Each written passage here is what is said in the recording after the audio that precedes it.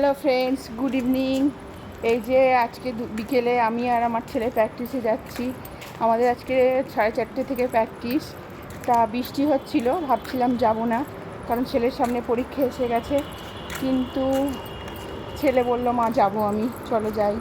তাও বৃষ্টির মধ্যে এই যে যাচ্ছি ছেলে আর আমি হেঁটে হেঁটে, মানে অনেক বাসে করে এসে আবার একটু হাঁটতে হয় 5 মিনিট।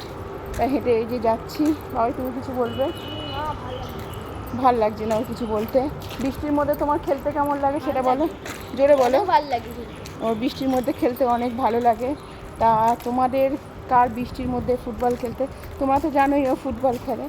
তা বৃষ্টির মধ্যে ফুটবল খেলতে কার কার ভালো লাগে আমাকে ফুটবল খেলতে ভালোবাসে আর বৃষ্টি পড়ে খেলতে ভালোবাসে তারাই বলি, আমাদেরকে কমেন্ট করে বলবেন। ওকে, টাটা। আমরা দেখি আজকে মাঠটা কেমন আছে, গিয়ে তোমাদের সাথে কথা বলবো। এখন পর্যন্ত টাটা।